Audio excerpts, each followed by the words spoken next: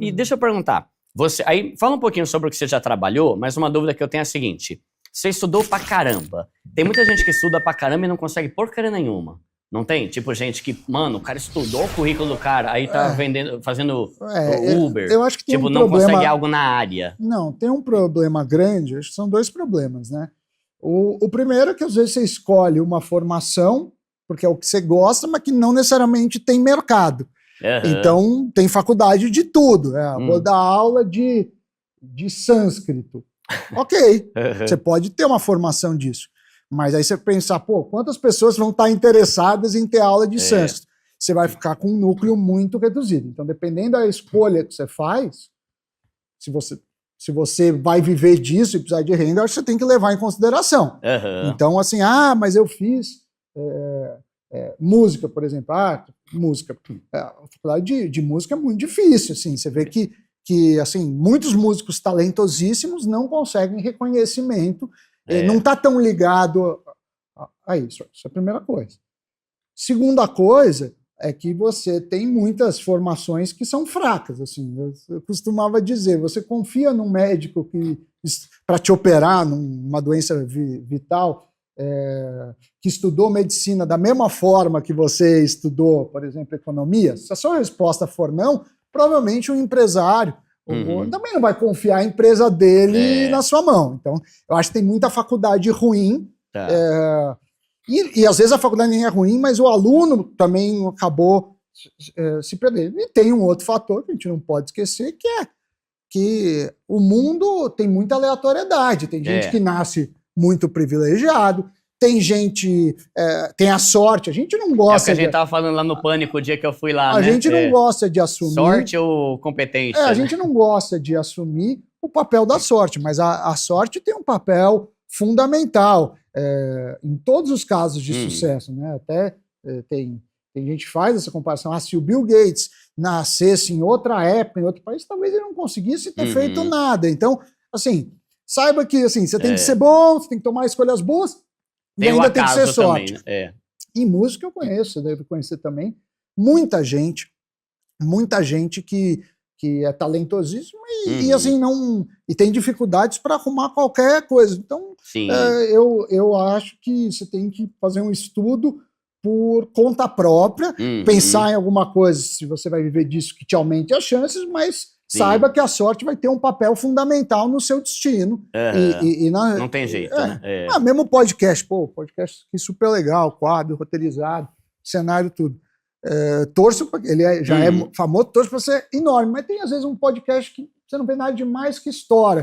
Outros que às vezes você fala, pô, esses caras são muito melhores que eu e não fazem sucesso. Então, quer dizer, acho que é aceitar um pouco o papel da aleatoriedade na vida. Eu sempre trabalhei... Quando eu voltei para o Brasil, eu tinha algumas oportunidades de ficar lá fazendo pesquisa, mas eu nunca fui um pesquisador nato, assim. E os caras que eram de pesquisa, o cara é que nem música. Eu conheci alguns músicos mesmo que o cara respira. Tipo, a vida dele é só isso e ele tá feliz, e aí ele consegue entrar com uma profundidade enorme. Eu conseguia sobreviver no mundo acadêmico, tirava boas notas, conseguia lá fazer os requisitos, mas eu via que eu tinha multi-interesses e eu nunca ia ter a profundidade que esses caras tinham. Então eu falei, vou voltar para o Brasil. Aí quando eu voltei para o Brasil, eu já era professor da FGV,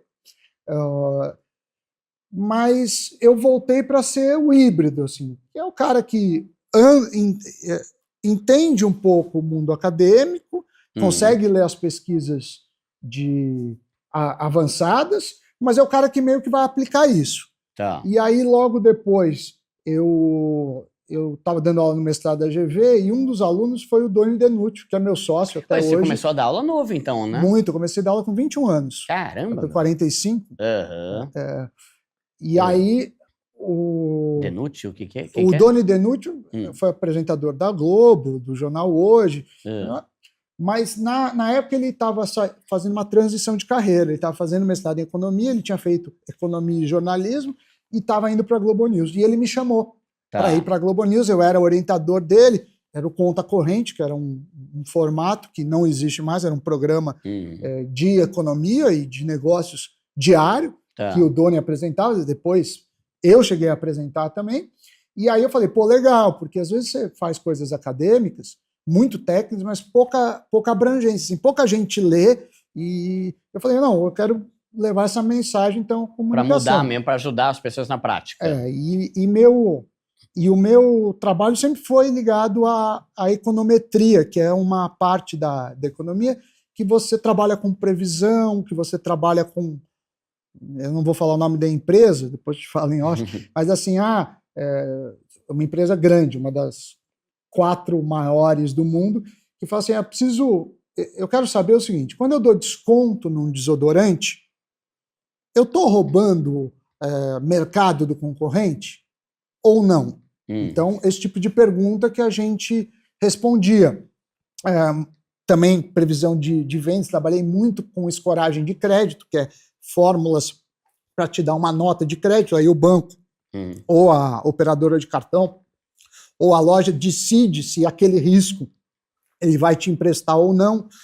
Também tem uma empresa de inteligência artificial, hoje fez um trabalho que o Emílio brinca muito, mas substituiu mais de 50 pessoas na Jovem Pan com robôs que a gente fez.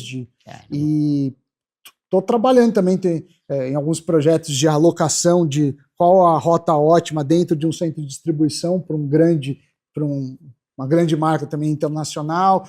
Vários projetos de consultoria. Tem um projeto agora com um escritório de advocacia para IA ajudar nos processos, tem um outro que é dona de marcas famosas, e aí eles são donos das lojas no Brasil. Marca, eles têm a representação, então quanto eu mando para cada loja. Então são problemas de ciência de dados que o cientista de dados normalmente ele tem uma base boa de negócios, programação e estatística. Eu tenho a minha força maior é estatística, né, e negócios, mas eu sei programar. Mas assim, aí de novo, aí eu pego, né, normalmente alguém que programa melhor que eu para fazer isso, mas faço mais isso, assim.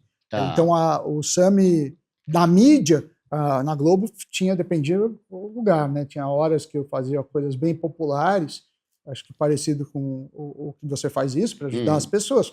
Tem horas que você fala mais de negócio. Eu também trabalhei na Globo, eu gosto muito de esportes, meu celular tá ali, até fiz modelos matemáticos para prever resultado de futebol, então todos os bolões da Globo, tudo sempre está entre os...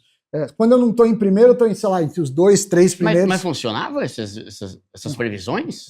O que é funcionar? Ele erra muito, só que acerta mais que o ser humano. Então, por exemplo, na Jovem Pan tem 40 pessoas no bolão. Depois a gente pega o celular e eu te mostro. De 40 pessoas eu estou em primeiro, no bolão do brasileiro. Você usa uma fórmula matemática? É uma fórmula estatística de prever resultados.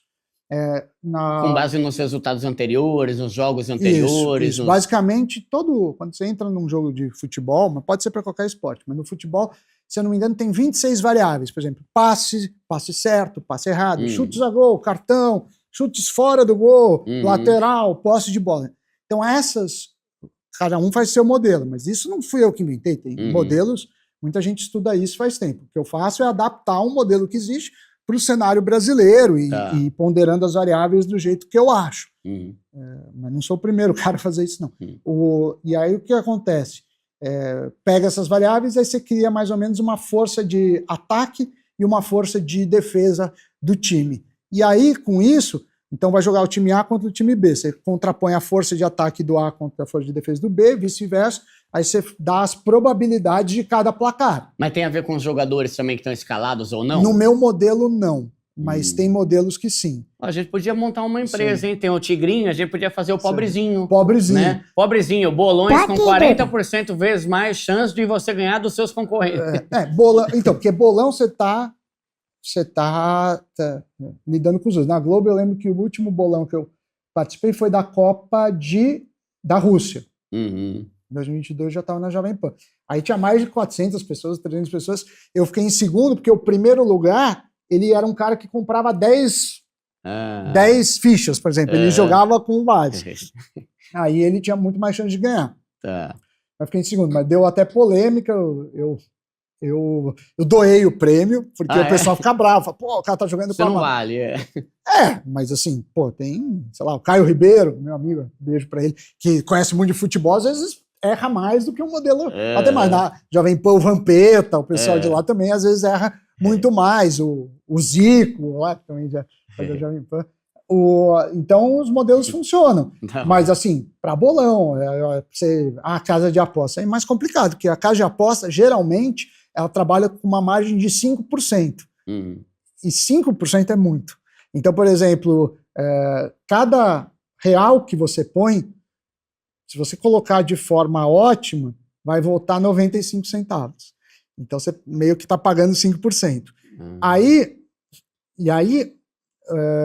você não faz isso uma vez, várias, então seu dinheiro vai diminuindo. Agora tem um modelo interessante que eu fiz lá com o Fred Ring, é um cara de esporte do SBT, foi da Jovem Pan, foi da Record, que meio que mapeia as casas de aposta e aí fecha a arbitragem. Você fala assim, vai ter Corinthians e Palmeiras, então você vai apostar nessa casa no Corinthians, nessa no empate, nessa no Palmeiras, de tal forma que, independentemente do resultado, você ganha. Mas, claro, você não escolhe o jogo, você faz uma varredura nas casas de apostas para ver quais estão com essas arbitragens. O que eu diria assim, então, Sami, pessoal, quando você tiver uma faculdade na FGV, um mestrado na Espanha e um PhD lá em Harvard, você pode começar a tentar entrar nesse negócio. Antes disso, não. Senão você vai fazer. Mas eu mesmo não aposto. E a casa de aposta também, mesmo esse modelo que é de arbitragem, você não ganha dinheiro. Por quê? A casa de aposta, ela te limita. Então fala assim, tá, legal.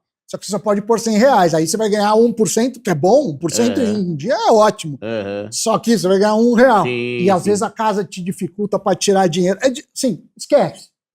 Você quer jogar em aposta? Jogue, mas sabendo que é entretenimento. Que nem você vai no cinema, você não vai no cinema para ganhar dinheiro. Você pagou. Sim, saiba que você vai perder. Ali que vai te custar. E tem um custo. E saiba desse custo. Assim, você querer ganhar dinheiro com isso é muito difícil. E eu não recomendo. Assim, então, assim, de várias formas que você fala sobre renda extra, essa não é impossível, mas é muito difícil e eu não aconselho.